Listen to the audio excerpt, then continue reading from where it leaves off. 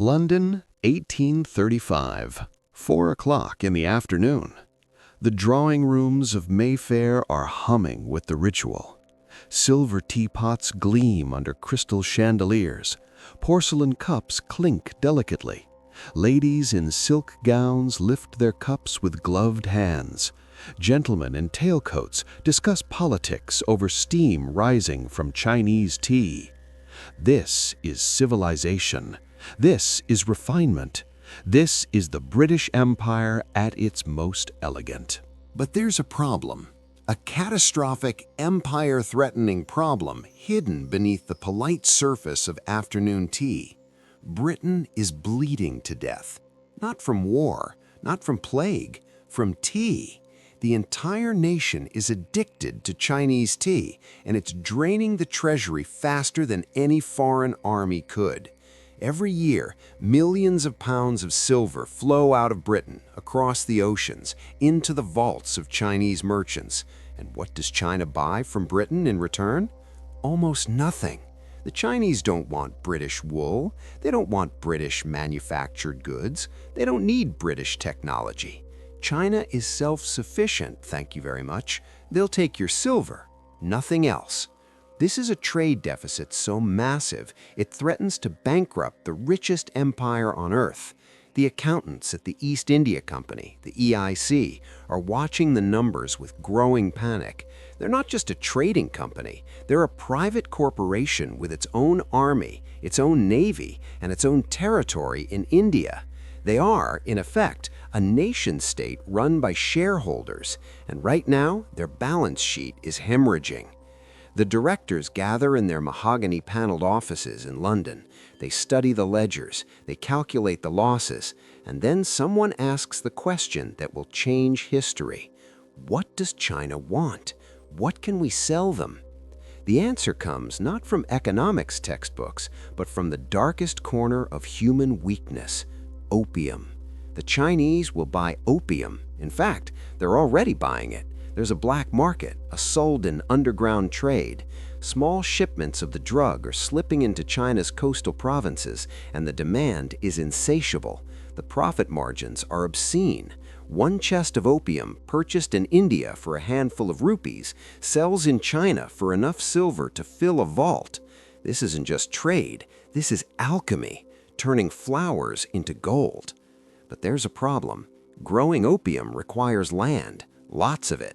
And the EIC controls the perfect territory: Bengal, the Ganges River Delta, some of the most fertile farmland on the planet. Right now, Bengali farmers are growing food: rice, wheat, vegetables, feeding millions. But food doesn't generate the profits the shareholders demand, so the company makes a decision that will kill more people than most wars. They issue an order: stop growing food, grow poppies. It's not a request. It's a command backed by military force. EIC agents, backed by soldiers, move through the villages. They tell the farmers what they will plant. They dictate the prices they will receive. They create a system where every farmer in Bengal must devote a portion of their land to poppy cultivation. Those who resist are punished. Those who comply are trapped in debt cycles they can never escape. The company provides loans for seeds. The farmers must sell their harvest exclusively to the company at fixed, non-negotiable prices. It's not farming, it's slavery with a contract. Within a decade, the landscape of Bengal transforms. Where once golden rice paddies stretched to the horizon, now you see fields of white and purple poppy flowers swaying in the wind. It's beautiful. It's also deadly. Because when those petals fall and the seed pods swell, workers slice them with small knives. A milky white sap oozes out.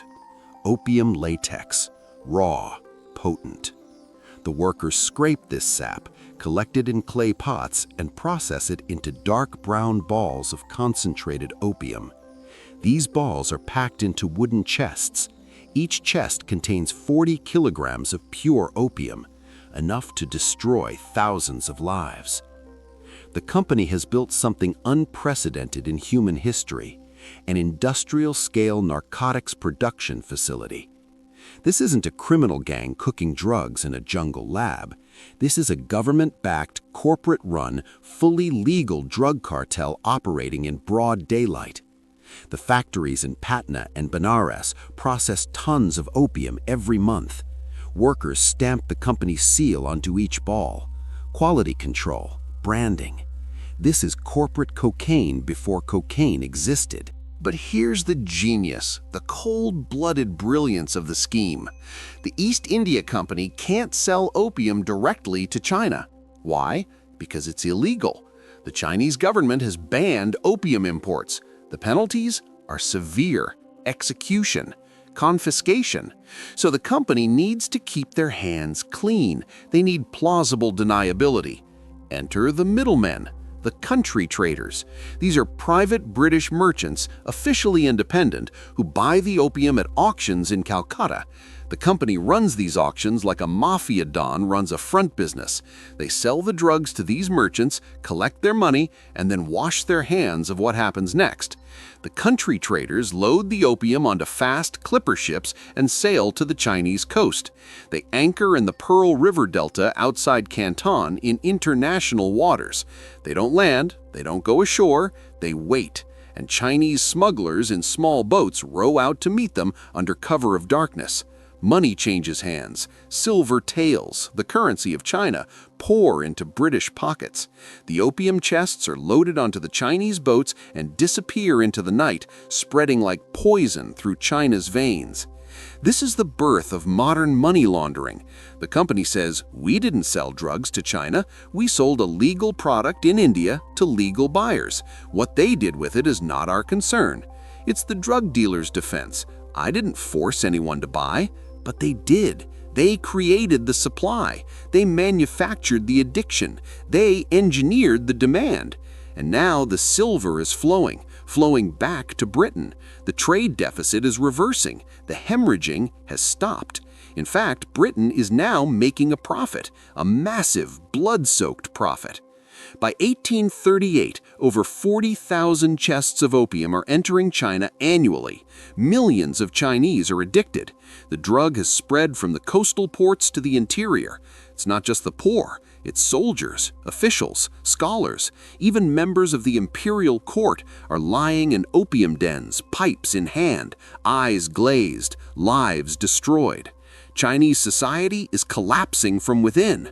Productivity plummets, the army weakens, the economy crumbles, and the silver, the lifeblood of the Chinese economy, is hemorrhaging out of the country into British banks. The Daoguang Emperor sits in the Forbidden City and receives reports of the catastrophe. His advisors are divided. Some argue for legalization and taxation. Control the trade, don't fight it. Others demand total war on the drug.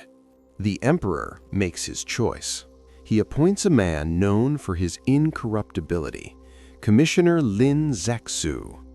Lin is a scholar, a Confucian moralist, a man who believes in justice and the rule of law. He's also naive. He thinks he's dealing with rational traders who will respond to reason and law. He doesn't understand he's about to confront the world's first narco-state. Lin arrives in Canton in March 1839. He issues an edict. All foreign merchants must surrender their opium, all of it, immediately, and they must sign a bond promising never to smuggle drugs again, on penalty of death. The British merchants laugh. They've been making these promises for years and breaking them the next day. But Lin isn't playing. He surrounds the foreign factories, the compounds where the British traders live. He stations soldiers at every exit. He cuts off food and water. He takes hostages. And he waits. The British merchants panic. They send desperate messages to the British government. "Help us, we're under siege." But more importantly, they inventory their opium stocks. 20,000 chests. That's over 1,400 tons of opium. At current market prices, it's worth millions of pounds, a fortune, and Lin Zexu wants it all, every last ball. The British Superintendent of Trade, Charles Elliot, makes a fateful decision. He orders the merchants to surrender the opium, but he makes a promise. The British government will compensate them for their losses. He's just turned a private drug smuggling operation into a state responsibility. The drug dealers are about to get a government bailout. Lin Zexu receives the opium, all 20,000 chests. His workers dig enormous trenches near the coast. They dissolve the opium in water mixed with salt and lime, and then they flush it into the ocean. For weeks, the sea near Canton runs brown with dissolved opium. Over 1,000 tons of narcotics, worth more than some nations' annual budgets, swirling away into nothing. Lin believes he's won. He's struck a blow against the drug trade. He sent a message. China will not be poisoned anymore. But in London, in the offices of the East India Company and the halls of Parliament, they're reading the reports with very different emotions. Rage. Lin Zexu hasn't just destroyed drugs, he's destroyed property, British property, and the British government has promised to pay for it. This means the Chinese government now owes Britain millions of pounds. It's time to send in the debt collectors. But these debt collectors don't carry briefcases. They carry cannons. November 1839. The British war machine is mobilizing. Not the full might of the empire. They don't need it. Just a small expeditionary force, a few warships, a few thousand soldiers. But among those ships is something the Chinese have never seen before, something that will change naval warfare forever. HMS Nemesis. She's not made of wood, she's made of iron. She doesn't rely on wind, she's powered by steam. She doesn't need deep water. Her shallow draft lets her navigate rivers. And she's armed with rotating cannons that can fire in any direction without turning the ship. The Chinese Navy, by contrast, is a fleet of junks, beautiful traditional wooden sailing ships that have served China for centuries. They're slow, they're vulnerable, and they're about to be massacred. When Nemesis enters the Pearl River, the Chinese commanders watch in confusion. This metal beast is moving against the wind, against the current. It's impossible. It's demonic. And then the cannons open fire. The Chinese ships explode into splinters. Bodies are thrown into the water. Within hours, the entire defensive line is destroyed. This isn't a battle, it's a demonstration. A message written in fire and blood. Resist, and you will be erased. The British force moves up the coast, seizing forts, blockading ports, cutting off China's economic arteries. They don't need to conquer the entire country, they just need to strangle it. The Grand Canal, the vital waterway that carries tax grain from the south to Beijing, is blocked. The emperor's court is starving, the treasury is empty, the army is demoralized. By 1842, China has no choice.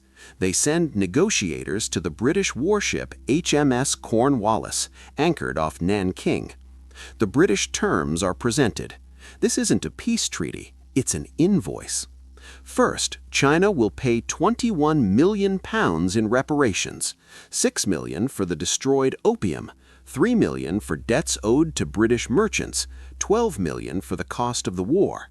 You burned our drugs, so you'll pay us for the drugs, and you'll pay us for the privilege of being invaded. Second, China will open 5 ports to British trade: Canton, Amoy, Fuzhou, Ningpo, and Shanghai. The British will live there, Trade there, and be subject only to British law, not Chinese law. Extraterritoriality, a nation within a nation. Third, Hong Kong Island is ceded to Britain in perpetuity. A barren rock, the British call it, but it's a deep-water harbor, perfectly positioned to control trade. It will become the headquarters of the opium trade, and eventually one of the richest cities on earth. The Chinese negotiators sign. They have no choice. The document is called the Treaty of Nanking. The Chinese call it the first of the unequal treaties, the beginning of the century of humiliation. But in London, champagne corks are popping, the merchants are celebrating, the shareholders are counting their dividends, and two men in particular are smiling: William Jardine and James Matheson. Their company, Jardine Matheson, has just become one of the richest corporations in Asia, built on opium, fueled by addiction, protected by the British Navy. And they're not hiding. They're opening banks. One of those banks, founded to handle the opium money, will grow into one of the largest financial institutions in the world. Its name? The Hong Kong and Shanghai Banking Corporation, HSBC. Today, it's a respectable global bank, but its roots are in those wooden chests of opium, in the silver taels exchanged in dark harbors, in the addicts lying in dens across China.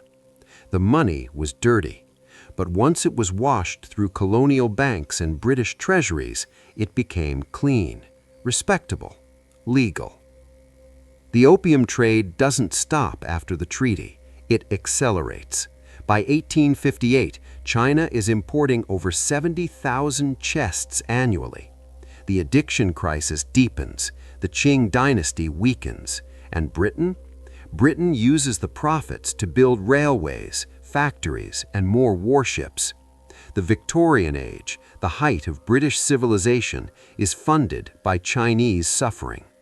The elegant tea parties in London, the grand buildings of the empire, the moral superiority of British culture, all of it rests on a foundation of narcotics, coercion, and state-sponsored drug trafficking. This is the world's first drug cartel, not a criminal organization hiding in the shadows, a corporate empire operating with government backing, legal protection, and military enforcement. Pablo Escobar would be jealous. The Medellin cartel never had the Royal Navy, but the East India Company did, and they used it. Today, if you walk through the gleaming towers of Hong Kong's financial district, you'll see the legacy everywhere. HSBC's headquarters stands tall, a symbol of global banking. Jardine Matheson still operates, now a diversified conglomerate.